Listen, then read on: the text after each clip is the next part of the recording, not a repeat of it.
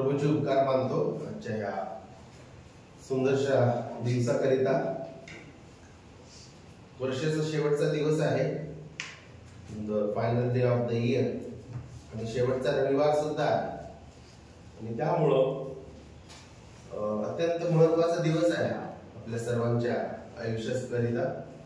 आणि आपण ज्या ठिकाणी परमेश्वराच्या सानिध्यामध्ये आलेले आहोत त्याचा गौरव करण्यास, त्याची उपकार स्तुती करण्यासाठी प्रभूमध्ये मी आपल्या सर्वांचे आभार मानतो। आणि बंधू प्रशांत यांनी जी साक्ष दिलेली आहे त्यांचे मी आभार मानतो। त्यांचं जीवन आपल्या सर्वांसाठी एक एनकरेजमेंट आहे। 1 वर्ष काम नसतानाही सतत सेवेमध्ये ते होते। बायबल वाचन, उपकार स्तुती, वेळोवेळी सेवेसाठी ते धावून आले, आणि सर्व उतार चढावामध्ये ते प्रभू सोबत अत्यंत विश्वासू राहिले। ते फार महत्वाचं आहे, सत्याला सोडलं नाही। म्हणजे त्यांच्या जीवनामध्ये पुष्कळशे प्रसंग आले, कठीण समय होता म्हणून इकडे तिकडे ते पळाले नाही। कुठेतरी जाऊन राख आण, कुठेतरी जाऊन आशीर्वादाचा टावेल आण, कुठेतरी जाऊन आशीर्वादाचं पाणी आण, आशीर्वादाचं काय तेल आण, इकडे तिकडे ते पळाले नाही। ते प्रभूवर निर्भर राहून होते, देवावर निर्भर राहून होते। प्रार्थना करायची, मंडळी प्रार्थना करत होती त्यांच्या कामासाठी, आणि देव चांगला आहे, कृपाळू आहे, हेच मला सांगायचं आहे। आणि त्यांनी जी साक्ष दिलेली आहे त्यांच्यापेक्षा आपली साक्ष काही वेगळी नाहीये। 2023 मध्ये आपल्याही सर्वांच्या जीवनामध्ये उतार आणि चढाव आले, प्रसंग वेगळे असतील, स्वरूप वेगळं असेल प्रसंगांचं, पण त्याच्यामधून एकच गोष्ट आपण शिकतो की आपला प्रभू हा विश्वासयोग्य आहे। त्याच्या लोकांची तो काळजी घेतो, प्रीती करतो, अनुशासन लावतो, त्यांना तो पवित्र करतो, त्याच्या मार्गावर चालवतो, त्याच्या नामास्तव तो आपल्याला नीती मार्गाने चालवितो, हे आपल्याला बायबल शिकवितं। आणि शेवटचा आज हा रविवार आहे, आणि बऱ्याचशा गोष्टी माझ्या डोक्यामध्ये येत होत्या। माझी इच्छा होती की लूक जे शुभवर्तमान आहे तेच आपण कंटिन्यू करावं, किंवा आणखीन काही स्तोत्र जे आहे त्याचा उलगडा करावा, आणि फायनली शेवटी जे आहे परमेश्वराचे सार्वभौमत्व हा जो विषय आहे की आमचा परमेश्वर सार्वभौम आहे। वर्षाचा शेवट आणि नवीन वर्षाची सुरुवात आपण ह्या सत्याने करणार आहोत की गॉड इज सॉव्हरेन, परमेश्वर सार्वभौम आहे। परमेश्वर सार्वभौम आहे, किंवा परमेश्वराचे सार्वभौमत्व याचा अर्थ काय आहे आपण ते बायबल मधून शिकणार आहोत। आणि जे विविध लेखक आहेत, देवाचे सेवक होऊन गेले, त्यांनी देवाच्या सार्वभौमत्वाबद्दल काय म्हटलेलं आहे त्याकडे आपण लक्ष लावणार आहे। यावेळेस आपण प्रार्थना करू। देवा, आम्हाला तुझ्या वचनाची गरज आहे, तुझं वचन आमच्याकरिता प्रकाश आहे। प्रिय प्रभू, स्वर्गीय देवा, आम्ही तुला धन्यवाद देतो तुझ्या कृपेसाठी, तुझ्या दयेसाठी, प्रभू येशू ख्रिस्तामध्ये दिलेल्या मुक्तीसाठी। तुझ्या वचनांद्वारे पुन्हा एकदा तू किती महान आहे प्रिय प्रभू हे तू आम्हाला दाखव, आम्हाला आमची अवस्था दाखव प्रभूजी, आम्हाला आमचं हृदय किती भयानक आणि कपटी आहे ते दाखव प्रिय प्रभू। आणि तुझ्या पुत्राच्या क्रूसाकडं, पुत्राच्या सुवार्तेकडे आम्ही धाव घ्यावा, आणि प्रभू आम्ही शरण जावं, लीन आणि नम्र व्हावं, म्हणून तू आम्हाला सहाय्य आणि मदत कर प्रभू। तुझे वचना प्रीतीने आणि विश्वासाने स्वीकारण्यास सहाय्य कर। तुझ्या वचनाने आम्हाला धू आणि शुद्ध कर प्रभू। प्रभू येशूच्या गोड आणि पवित्र नावात आम्ही प्रार्थना करतो, म्हणून तो आहे, आमेन। ख्रिस्ती जगतामधील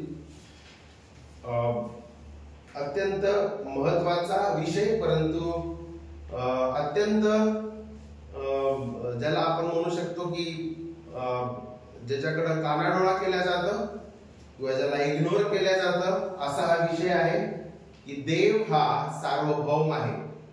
देव हा सार्वभौम आहे. आपल्या सर्वांना ठाऊक आहे किंवा आपण अगदी बालपणापासून देवाबद्दल शिकत आलेलो आणि देवाबद्दल एक गोष्ट आपण वारंवार शिकतोय ना, देवप्रीती आहे, देवप्रीती आहे, बरोबर आहे. God is love, God is love, God is love. देवप्रीती आहे. होय प्रियांनो, ते अत्यंत महत्वाचं सत्य आहे की देवप्रीती आहे. पण आपण जर केवळ त्यावरच फक्त आपण समाधानी झालो की आता मला कळालं देवप्रीती आहे, तर आपला देव कोण आहे हे आपल्याला पूर्णपणे समजणार नाही. बायबल स्पष्ट रीतीने हे सुद्धा शिकवतं की परमेश्वर सार्वभौम देव आहे. आणि आपल्यामधील अनेक लोकांना परमेश्वर सार्वभौम आहे हे बायबल मध्ये शिकवलेलं आहे हे ठाऊक सुद्धा नाही. ख्रिस्ती जगतामधील अनेक लोकांना देव सार्वभौम आहे हे ठाऊक नाही आणि ते बायबल मध्ये कुठे शिकवलं जातं ते सुद्धा ठाऊक नाही. देव सार्वभौम आहे याचा अर्थ काय आहे की देव जो आहे तो राज्य करतो. देवाचं नियंत्रण सर्व गोष्टींवर आहे. परमेश्वराने सर्व गोष्टी नियुक्त केलेल्या आहे आणि सर्व गोष्टींद्वारे त्याचं गौरव होतं.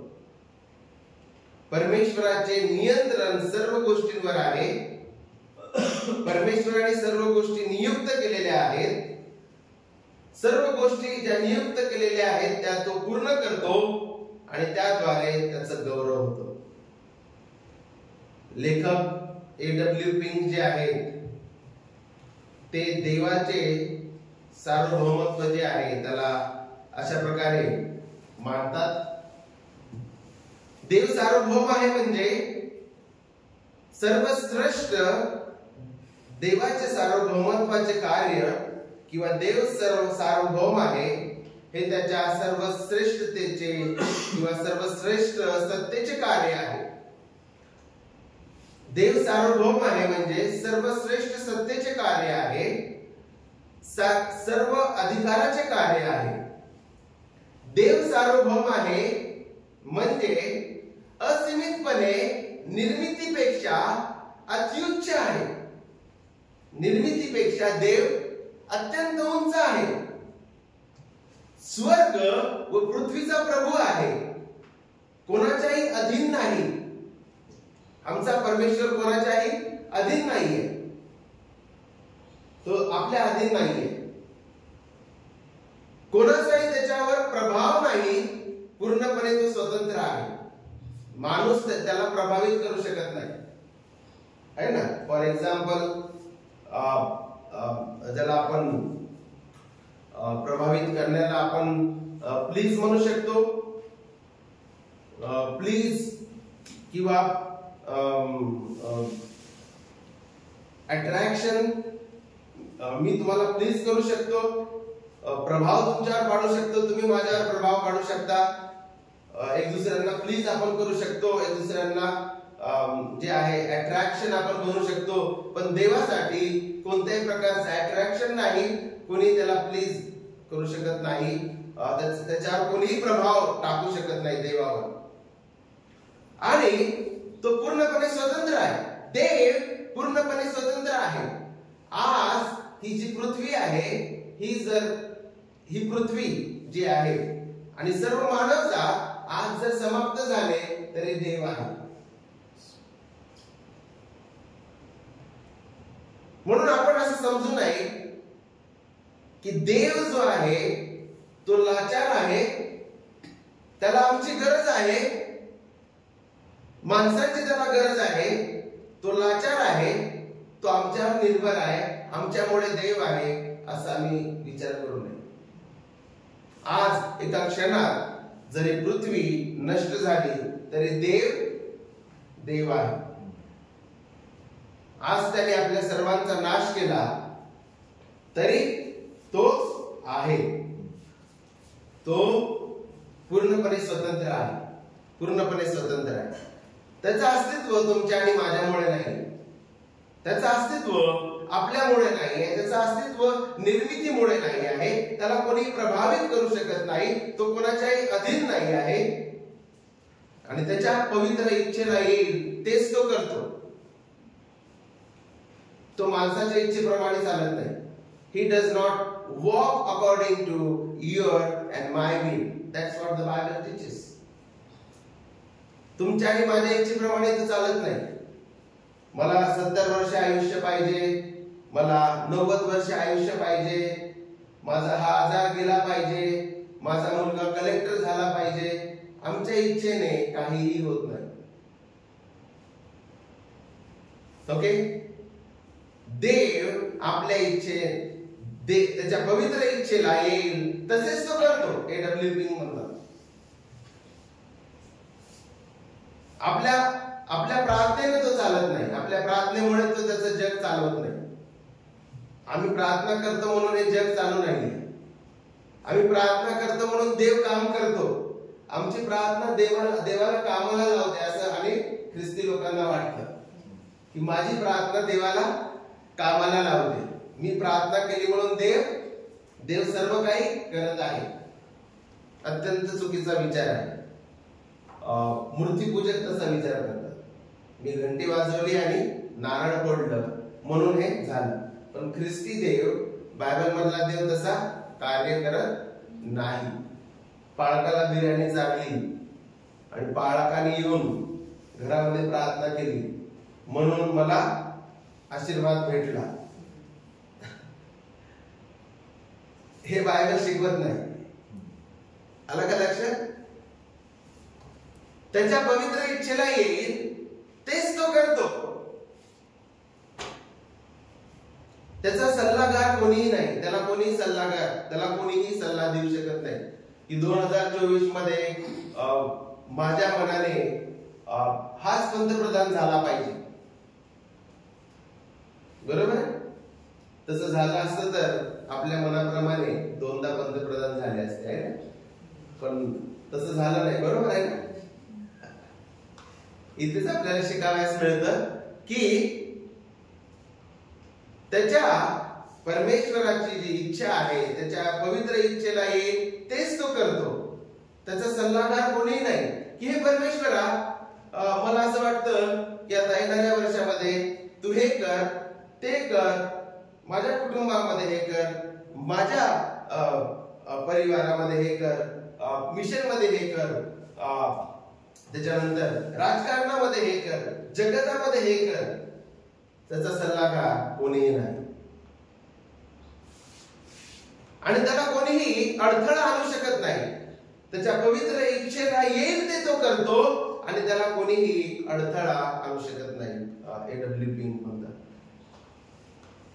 वर्षाचा जो शेवट आहे याकडे आपण बघत असताना आणि संपूर्ण जे 12 महिने आहेत 2023 याचा आढावा जर तुम्ही घेतला,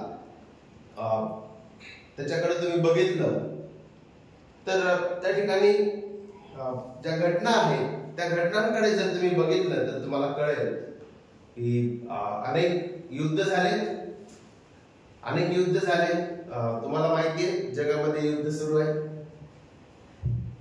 घरांमध्ये युद्ध सुरू आहे, शेजारच्यांसोबत युद्ध सुरू आहेत, एम्प्लॉयर्स आणि एम्प्लॉईज मध्ये युद्ध सुरू आहेत, पण जगामध्ये पण युद्ध सुरू आहेत आहे ना.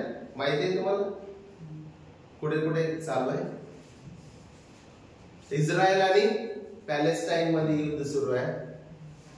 हजारो आणि लाखो लोक जे आहेत मरण पावले या युद्धामध्ये. रशिया आणि युक्रेन मधील युद्ध, लाखो लोक मरण पावले.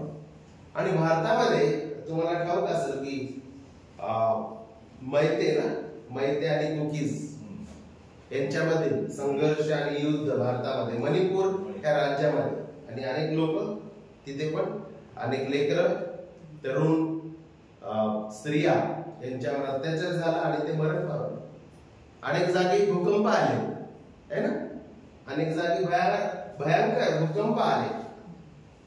आणि अनेक लोक जे आहेत आकस्मिक रीतीने मेले, भयानक आजाराने मेले, जगामध्ये अनेक विवाह झाले, अनेक लेकरांचा जन्म झाला, अनेक घर तोडण्यात आले, अनेक कुटुंबाचा विध्वंस झाला. हे आपल्याला त्या ठिकाणी जर आपण आढावा घेतला तर आपल्याला पाहावयास मिळेल. आणि बायबल सांगतं की त्याच्या पवित्र इच्छेला येईल तेच तो करतो, त्याचा सल्लागार कोणी नाही, त्याला कोणी अडथळा आणू शकत नाही. 2023 जर आपण बघितलं, ह्या सर्व घटनांचा जर आपण आढावा घेतला तर आपल्याला हेच कळून येतं की त्याच्या इच्छेस येईल तेच तो करतो, त्याचा सल्लागार कोणीही नाही, त्याच्या इच्छेला कोणीही, त्याच्या कामाला कोणी अडथळा करू शकत नाही. हेच आपण सांगू शकतो 2023च्या शेवटी. तुमच्या आणि माझ्या इच्छेने जे आहे युद्ध थांबले नाहीत. अनेक लोक रोड ऍक्सिडेंट मध्ये मरण पावले, ते तुमच्या आणि माझ्या प्रार्थनेमुळे जिवंत झाले नाहीत, है ना. त्यांचे अपघात टळले नाहीत तुमच्या आणि माझ्या प्रार्थनेमुळे, माझ्या इच्छेमुळे, तुमच्या इच्छेमुळे. अनेक जागी पूर आले, लोक वाहून गेले. त्याच्या पवित्र इच्छेला येईल तेच तो करतो, त्याला कोणी अडथळा आणू शकत नाही. राजकीय उलथापालथ, कुटुंब असो, वेळ असो, राजकारण असो, परिवार, मिशन, संस्था, काम धंदे, ह्या सर्वांवर परमेश्वर सार्वभौम आहे. जीवन आणि मृत्यू, विवाह, कुटुंब, ह्या सर्व संस्थांवर आमचा देव सार्वभौम आहे. सर्व गोष्टी त्याच्या नियंत्रणामध्ये आहे आणि त्याच्या इच्छेस येईल तेच तो करतो, त्याला कोणी अडथळा करू शकत नाही. आणि A.W. पिंग पुढे हे सुद्धा सांगतात की divine sovereignty means God is God. देव हा वास्तवात देव आहे. आमचा बायबलचा देव जर सार्वभौम नाही तर आम्हाला कोणत्याही प्रकारची आशा नाही. There is no hope for the sinners if God is not sovereign. आणि जर आपण हे मानत नाही की देव सार्वभौम आहे तर आपण मूर्तिपूजक आहोत. जर आपण हे मानत नाही की देव सार्वभौम आहे, आपल्याला बायबलचा देव कळालेला नाहीये. We do not know the God of the Bible if we don't believe God is sovereign. देव हा वास्तवात देव आहे. देवाचे सार्वभौमत्व काय शिकवतं की देव हा वास्तवात देव आहे. यशाया 46 आणि वचन 10 हे आपल्याला शिकवते की मी आरंभीस शेवट कळवतो. काय म्हणतो परमेश्वर? मी आरंभीस शेवट कळवतो. होणाऱ्या गोष्टी घडण्यापूर्वी त्या मी प्राचीन काळापासून सांगत आलो आहे. माझा संकल्प सिद्धीत जाईल, माझा मनोरथ मी पूर्ण करेन. परमेश्वर काय म्हणतो? माझा संकल्प सिद्धीत जाईल, माझा मनोरथ मी पूर्ण करेन. तो असा नाही म्हणत आहे की माणसांनो तुमचा मनोरथ सिद्धीत जाईल, तुमचा संकल्प सिद्धीत जाईल. तो असं शिकून राहिलेला नाही. प्रभू म्हणतो की माझा संकल्प सिद्धीत जाईल, माझा मनोरथ पूर्ण करेल. दानियेलाचं पुस्तक अध्याय 4 आणि वचन 35 मध्ये तो म्हणतो पृथ्वीवरील सर्व रहिवासी केवळ कपदार्थ हो. कपदार्थ म्हणजे इंग्लिश मध्ये स्पष्ट रीतीने सांगितलं, all the inhabitants of the earth are accounted as nothing. पृथ्वीवरील सर्व रहवासी केवळ कपदार्थ आहे, म्हणजे काहीच नाही देवासमोर, नथिंग. देव इतका महान, सर्वोच्च आणि अद्भुत आहे, महाकाय आहे की पृथ्वी आणि पृथ्वीवरील सर्व लोक त्याच्यासमोर कसे आहेत? काहीच नाही, नथिंग. किड्याप्रमाणे, नागतोड्याप्रमाणे, नागतोडा माहिती आहे तुम्हाला? किंवा कीटक देवासमोर, त्या सार्वभौम देवासमोर आपण त्या किड्या, मुंगी आणि किड्याप्रमाणे. किंवा इथं तर स्पष्ट रीतीने सांगितलं नथिंग. नथिंग, काहीच नाही आपण. आणि पुढे सांगितलं की आपल्या सैन्याचे व पृथ्वीवरील रहिवाशांचे इच्छेस येईल ते तो करतो. काय म्हटलेलं आहे इथे? आपल्या सैन्याचे व पृथ्वीवरील लोकांचे जे काही त्याच्या इच्छेस येईल ते तो करतो. तू असे काय करतोस? तू भूकंप का आणलास? तू सुनामी का आणलीस? इतके लोक अपघातात का मारलेस? माझ्या मनाप्रमाणे प्रेसिडेंट का नाही झाला? माझ्या मनाप्रमाणे पंतप्रधान का नाही झाले? असं तू काय करतोस? असे त्याचा हात धरून कोणाच्याने त्याला मनवत नाही. None can stay his hand or say to him, what have you done? तू हे काय केलं देवा? का बरं आपण असं विचारू शकत नाही? कारण की तो देव आहे, सार्वभौम देव आहे आणि त्याच्या समोर आपण काहीच नाही, नथिंग, कपदार्थ आहोत. त्यामुळं आपण त्याला हे विचारू शकत नाही.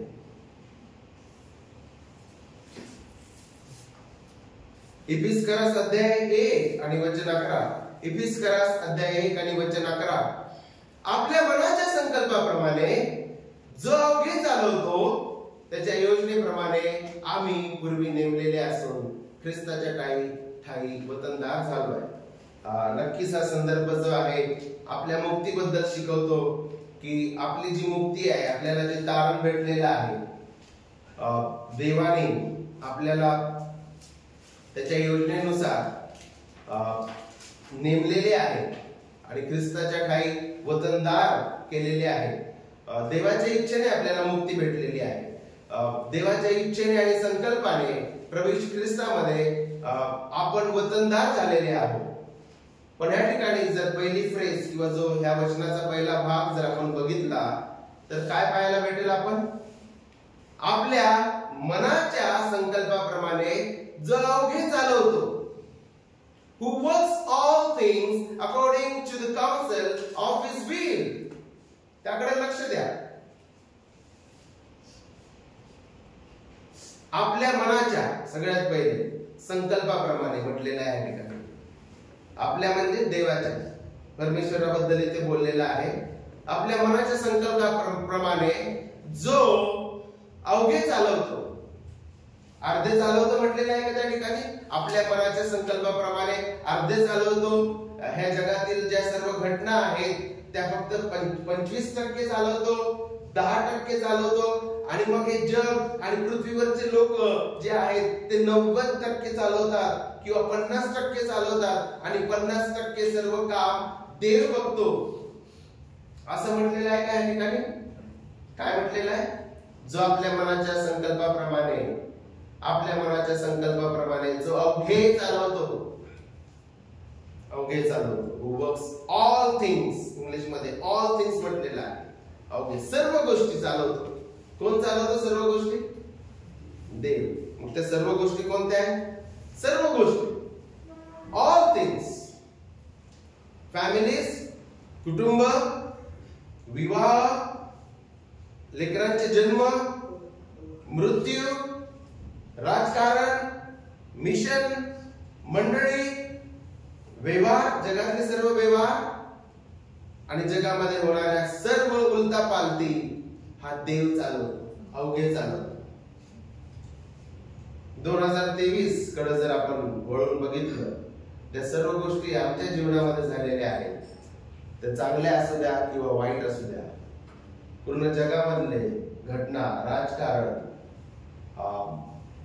किंवा बिझनेस मधील उलटापालट, सर्व गोष्टी ह्याकडे जर आपण बघितलं तर आपण हेच म्हणू शकतो की आपल्या मनाच्या संकल्पाप्रमाणे त्यांनी 2023 मध्ये अवघे चालवले.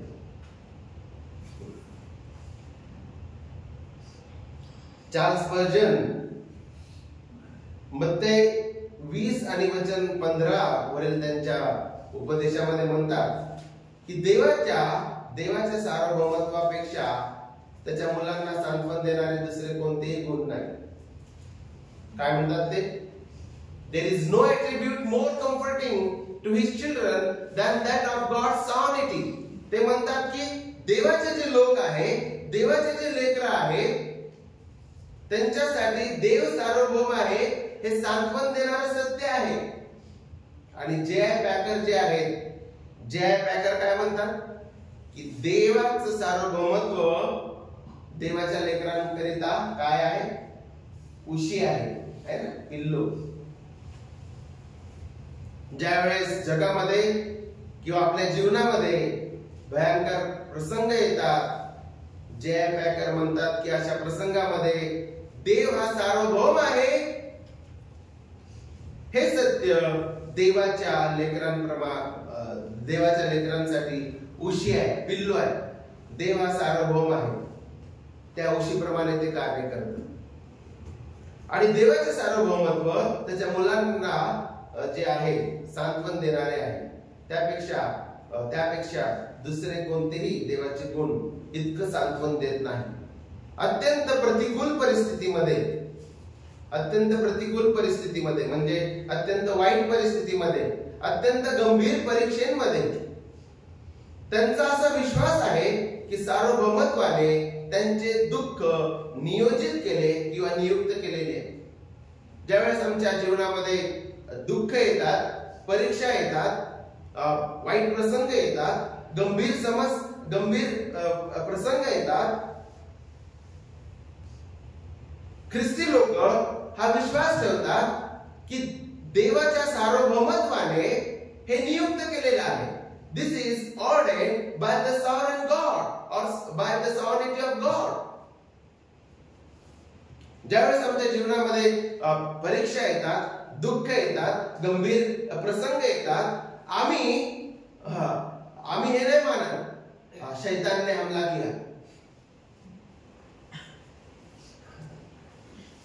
आपण ज्यावेळेस दुःख येतं, त्रास येतं, गंभीर समस्या येतात, आमचा विश्वास हा आहे की देवाने ते आमच्या जीवनामध्ये नियुक्त केलेलं आहे, शैतानाने पाठवलेलं नाही. Did you understand? तुम्हाला समजलं?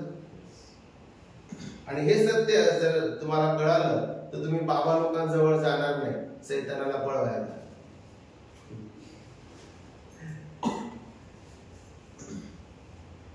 आपल्या जीवनामध्ये जे दुःख येतात, कठीण प्रसंग आहेत, देव ते काय करतो? देव ते नियुक्त करतो जेणेकरून आपण त्याच्याकडे धाव घ्यावी, आपण क्रूसाजवळ जावं, आपण पश्चाताप करावा.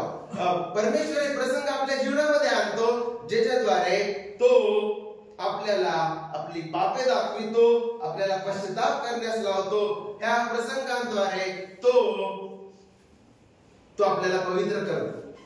आणि या प्रसंगांद्वारे देवाची इच्छा असते की देवाच्या लेकरांनी, देवाच्या लोकांनी त्याच्या जवळ यावं, त्याच्यावर विसंबून राहावं. म्हणून गंभीर प्रसंग, परीक्षांचा समय, कठीण प्रसंग आपल्या जीवनामध्ये देव नियुक्त करतो जेणेकरून आपण त्याच्यावर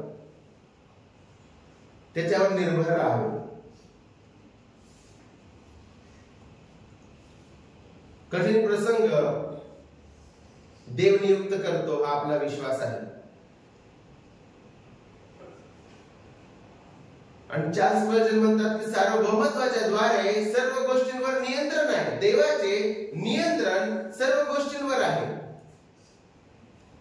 आणि सार्वभौम देव त्या सर्वांना पवित्र करेल. सर्व निर्मितीवर त्याचे राज्य व मालकी आहे हे सत्य त्यांचे लेकर स्वीकारतात की सर्व सृष्टीवर देवाचं राज्य आहे, सर्व सृष्टीवर देवाची मालकी आहे हे सत्य त्याचे लेकर स्वीकारतात.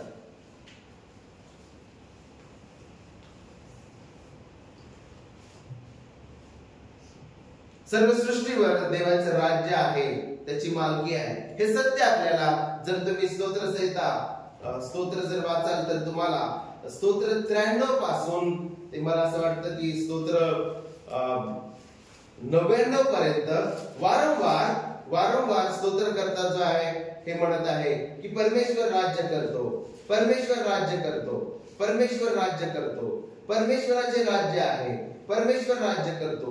जर तुम्ही स्तोत्र 93 ते 99 जर तुम्ही बारकाईने जर अभ्यास केला तर आपल्याला हे सत्य शिकायला भेटतं की परमेश्वर राज्य करतो. God reigns, God reigns, the Lord rains.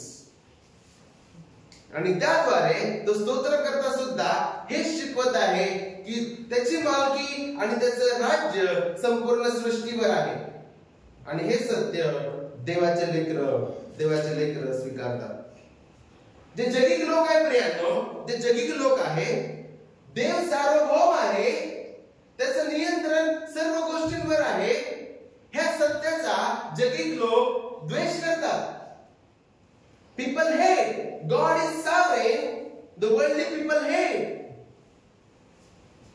देव सार्वभौम आहे, तो राज्य करतो, तो सिंहासनावर बसलेला आहे, या सत्याला ते लाथाडतात. जगातील लोकांना देव कशासाठी पाहिजे? जगातील लोकांना देव शाळेमध्ये पाहिजे. जगातील लोकांना देव, A.W. पिंग म्हणतात की जगातील लोकांना देव कारखान्यामध्ये पाहिजे. जगातील लोकांना देव शाळा आणि कॉलेजमध्ये पाहिजे. जगातील लोकांना देव कंपनीमध्ये पाहिजे, दवाखान्यामध्ये पाहिजे. जगातील लोक त्याला पाऊस सुद्धा जे आहे सृष्टीवर त्या ठिकाणी नियंत्रण किंवा पाऊस येण्याकरिता ते विनवितात किंवा समुद्राच्या लाटावर नियंत्रित ठेवण्यासाठी ते आनंदित राहतील की देव समुद्राच्या लाटा नियंत्रित ठेवतो. पण ज्या वेळेस बायबल त्यांना दाखवतं की आमचा देव राज्य करतो आणि तो सिंहासनावर बसलेला आहे आणि सर्व गोष्टी त्याच्या इच्छेने करतो, सर्व गोष्टींद्वारे त्याचं गौरव होतं, या जगातील लोक त्यांचे दात ओठ खातात. A.W. पिंग म्हणतात जगातील लोक त्यांचे काय करतात? दात ओठ खातात. देव त्यांना दवाखान्यात पाहिजे, शाळेमध्ये पाहिजे, कंपनीमध्ये पाहिजे, पण सिंहासनावर नको. तो राज्य करतो, त्याची सत्ता आहे, सर्व गोष्टी त्याच्या मनाप्रमाणे होतात, त्याच्या गौरवास्पद होतात. हे सत्य ज्या वेळेस त्यांच्या समोर मांडलं जातं ते दातोड खातात. देव त्यांना दवाखान्यात पाहिजे, शाळेमध्ये पाहिजे, त्यांच्या बँकेमध्ये पाहिजे देव, पण त्या सिंहासनावर बसलेला देव त्यांना आवडत नाही. God who is sitting on the throne, they don't like. ते दातोड खातात. ते या ठिकाणी सांगितलेलं आहे. स्तोत्र 135:6 मध्ये सांगितलेलं आहे की पृथ्वी, आकाश, समुद्र आणि समुद्राच्या खाली त्याच्या मनाला येईल ते तो करतो. स्तोत्र 115 आणि 3 मध्ये सांगितलेलं आहे, स्तोत्र 115 आणि 3 मध्ये सांगितलेलं आहे की त्याच्या इच्छेस येईल ते तो करतो. तो वैभवामध्ये तो असीमित आहे, सामर्थ्यात अमर्याद आहे. स्तोत्र जर आपण वाचले तर आपल्याला देवाचं एक अत्यंत महान चित्र स्तोत्रकर्ता, जे सर्व स्तोत्रकर्ते आहे, देवाचं एक महान असं चित्र ते रेखाटतात की आमचा देव वैभवात असीमित आहे, सामर्थ्यात अमर्याद आहे. हे आपल्याला बायबल स्पष्ट रीतीने शिकवितो.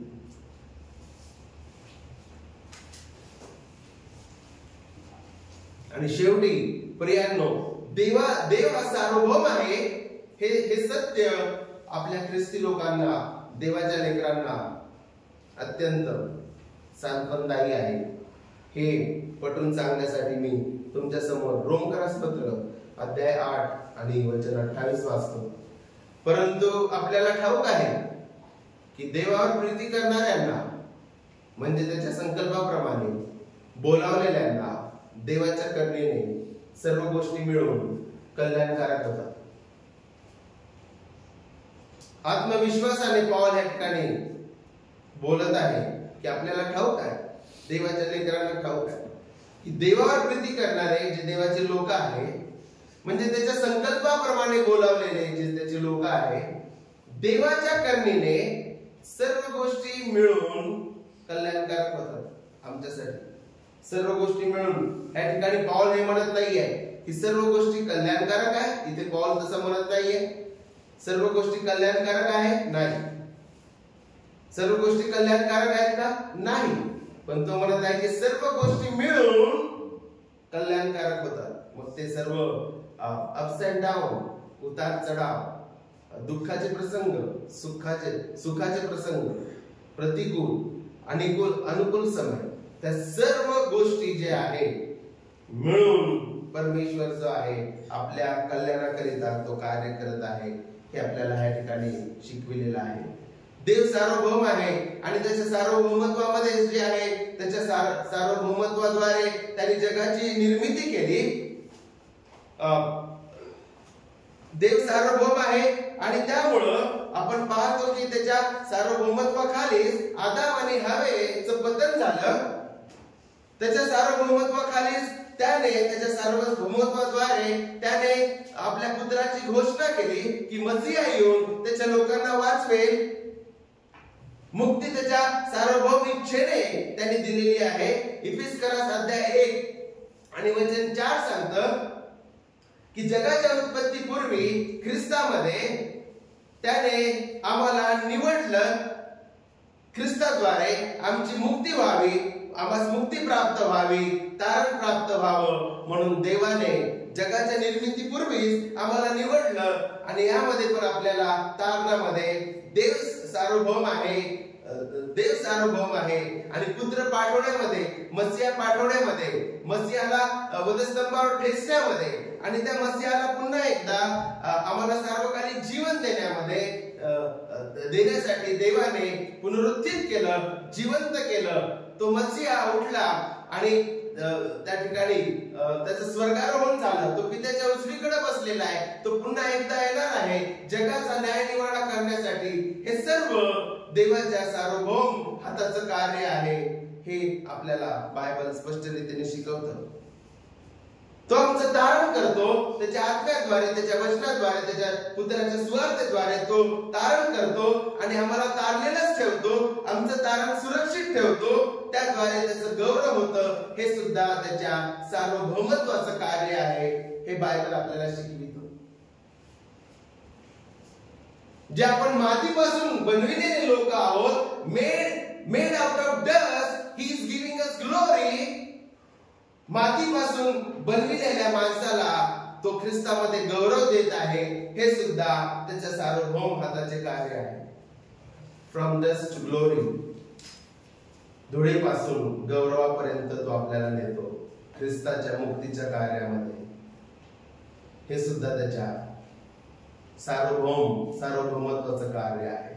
ही is taking us from dust to glory. मातीपासून तो आपल्याला गौरवापर्यंत नेतो. हे सुद्धा त्याच्या सार्वभौम प्रीतीचं, सार्वभौम दयेचं, सार्वभौम कृपेचं कार्य आहे. आमचा देव सार्वभौम आहे. त्याच्या इच्छेचे ते तो करतो. त्याचा सल्लागार कोणी नाही.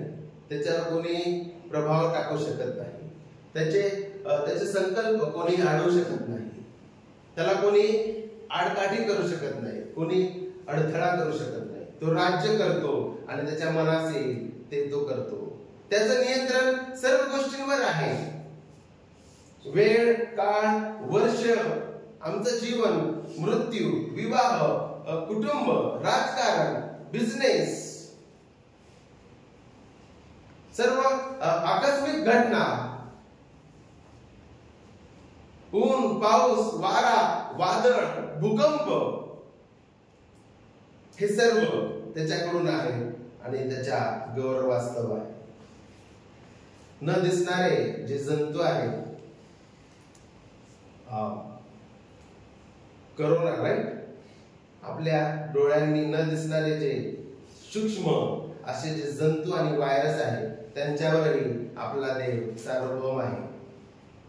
हा मंडळीचा आणि पवित्र शास्त्राचा विश्वास आहे की देव सार्वभौम आहे आणि याद्वारे त्याचं गौरव होतं. पुढे बंधू राहुल आहेत ते आपल्याला चालवतील.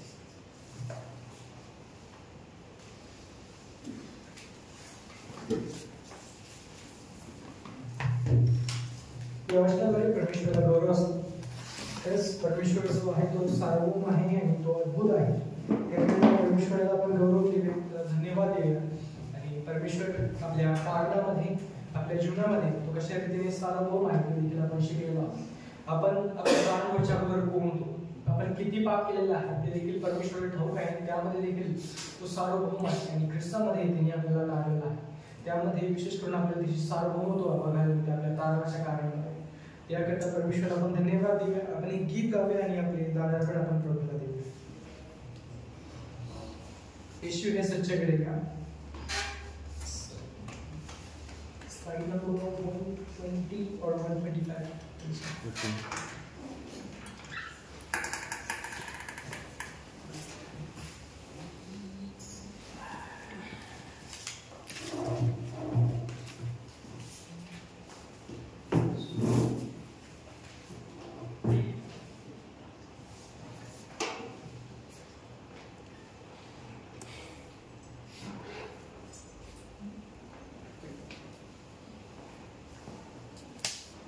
यीशु है सच्चा गड़रिया